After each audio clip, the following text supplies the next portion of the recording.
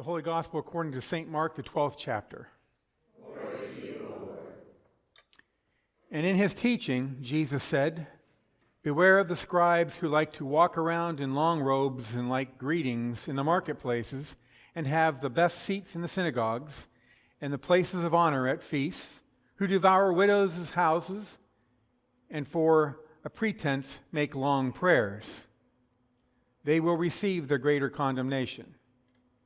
And he sat down opposite the treasury and watched the people putting money into the offering box. Many rich people put in large sums, and a poor widow came and put in 2 small copper coins, which make a penny. And he called his disciples to him and said to them, "Truly I say to you, this poor widow has put in more than all of those who are contributing to the offering box. For they have all contributed out of their abundance, but she out of her poverty has put in everything she had, all she had to live on." The Gospel of our Lord. Praise to you, O Christ. Please be seated.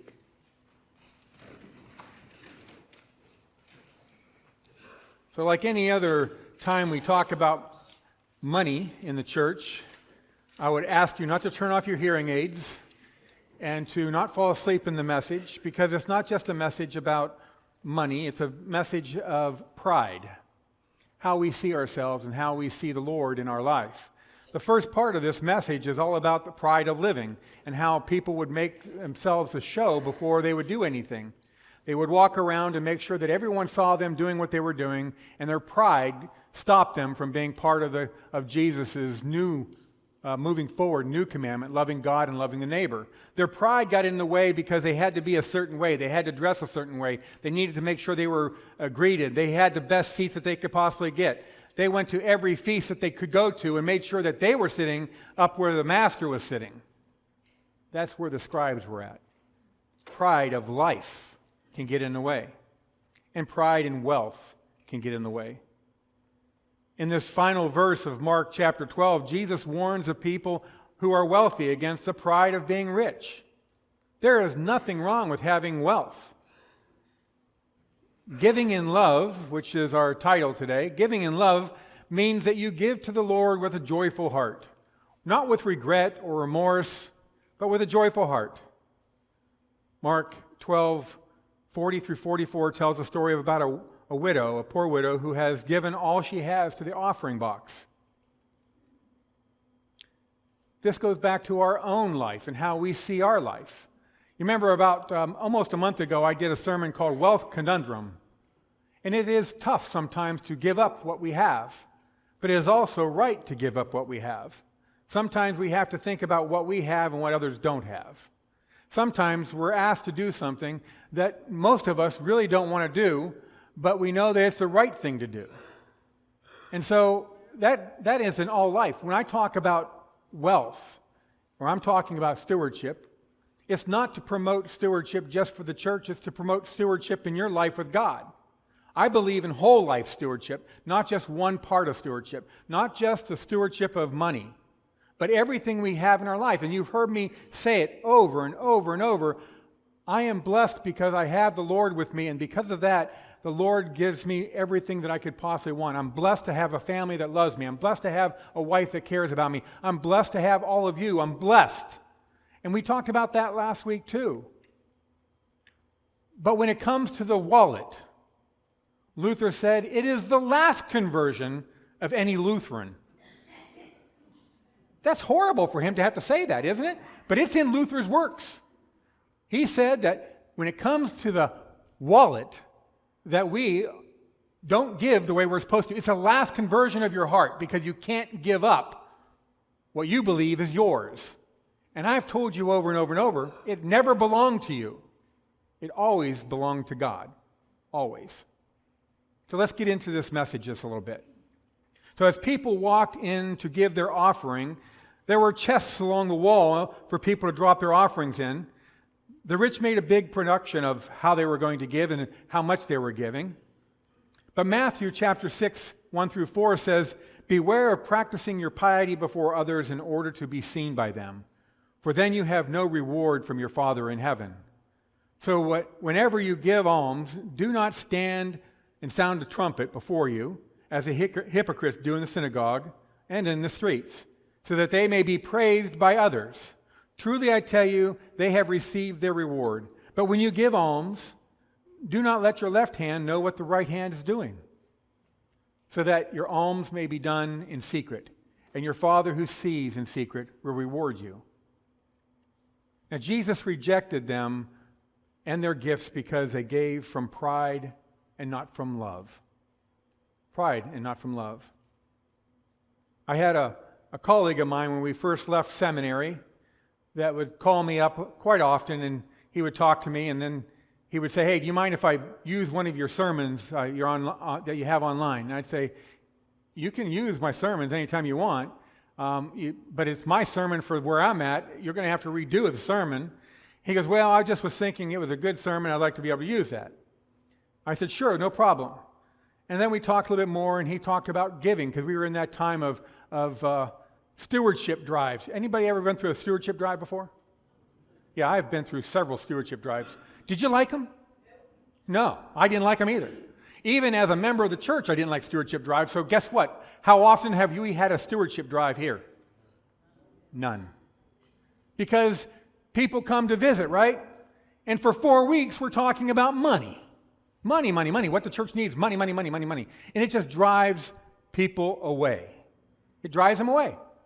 But if we're doing whole life stewardship, it doesn't drive anybody away, because we're going to talk about stewardship throughout the year and on multiple levels, not just on the financial level. But on this day, this young man says to me something about his stewardship drive at the church. And I said to him, "Well, Pastor, are you living what you're preaching? Are you doing what you're asking your congregation to do?" "Oh, I can't do that. I can't afford to." I said, "But you're expecting everybody else to afford to be able to do that. If you're asking them to do it, you must do it. There is nothing I would ask you to do that I will not do myself." When we were raising money for the building program, and I would ask for you to give so much money, Wanda and I were giving that money too, because I can't ask you to give to God's treasury if I myself am not going to do the walk. So Jesus is saying that you have to walk that walk, not with pride, but with love. It's not the portion, but the proportion that is important. It's not the portion that you give that's important. It's relative to what you have and what you have in life. And then if you walk around like this with it, flapping the wings like a nice, "I'm going to make sure everybody knows what I'm doing." That's not what Jesus is saying. It is the portion, not the portion should be pushed aside, and it's the proportion of your giving that makes a difference. The rich gave out of their abundance. But how much did they give? They never say that. But the poor widow gave all she had. For the rich, their gifts were small contributions compared to what they had built up. And you remember what I talked about before when I talked about building up your own financial status. And when I did that wealth conundrum sermon, we were talking about having multiple vehicles, having multiple houses. That's okay. Everything's okay to do that. It's not okay if all those things come before God. That's when it becomes a pride of self. One of the commentaries I read said, the woman's gift was a true consecration of her life. A true consecration of her life. Now, when I think of consecration, I think of how I got ordained. You're pouring oil over me, you're praying over me. That's a consecration to me. This is a true consecration of her life as she walks in with all that she has and she drops it in. Just like our first reading, where the widow had hardly anything left, but God provided for her and her son even after the prophet left. Giving to God is to give with joy, not with resentment. We are to follow the example of Christ, and who gave sacrificially. Jesus Christ died for us on the cross. He gave everything he had for our sin, not because he had to, but because he desired to, he wanted to. He could have told the Father no, but he didn't. He gave everything he had. He made the sacrifice. And so when we make an offering, when we're doing our offering, and then we do Holy Communion, we make an offering in this worship space as part of our sacrificial giving. It's part of our sacrificial giving. If a congregation wants their church to grow, there must be sacrificial giving to meet not only the expenses of the church, but the mission of the church. Because I've said many, many times, and we're getting ready to take out a loan for this new building, we cannot be a church if we don't have mission. Mission outside of the walls of the church makes us a church. Therefore, we have to be able to give to the congregation's mission, not only the expenses. Your giving must be proportional, not just a portion. Every year I have to look at the books to make sure that we have met our Constitution. Our Constitution says that you're going to take communion and you're going to make an offering. And there is a limit on what the offering is, so you have to make sure that you're giving to that amount. There are some who can't make that offering, and there are some who could, but don't. Once again, we have to look at proportional giving, sacrificial giving. Therefore, we do this together. We help those who can't because we're doing it together. If one of our members is fallen, will you walk by them and not help them get up? If someone needs help in our church, will you not give to their need? I've seen you do it over and over and over. That is whole life stewardship. It's not just money. It's the emotional part of God in our hearts. It's how God reflects our giving to others in our hearts. And as I said, we don't worry about the cars, we don't worry about the houses, retirement. I'm saying that Christian churches cannot be a church if they don't and can't support mission and the mission of Christ. Another example that Jesus condemning the person for selfish pride is the farmer who built bigger barns instead of sharing his crop with those around him. Do you remember that story of the farmer who built the bigger barns to put everything in? And he said at the end of his construction and the barns were full, he could sit back and relax for the rest of his life and not worry about a thing. And God came and said to him, "You fool, tonight your life will be taken from you. Who will have the barns full of grain? Who is going to inherit that? It won't be you." I was reading it from that book, Wealth Conundrum, and this is what the guy was talking about for himself. He was building this war chest of money as he was helping others grow their money. And then he started talking to them about investments and how they could maybe give to a charity. And he had a couple of charities that he really liked because they were good charities. They were going to help other people. And then he sat back and he looked at his own barn. And he said, "How am I going to continue to ask people to give to these charities when they're asking me what charities to give to if I myself am just collecting the money that I'm making from them and storing it in my storehouse?" It was a good image for me. It's been a good image when I talk to my son-in-law. It's a good image when I talk to my kids. As we get older and we start building our war chest of money for our retirement, how much are we actually giving out to help others? This is what this man struggled with. And before long, guess what?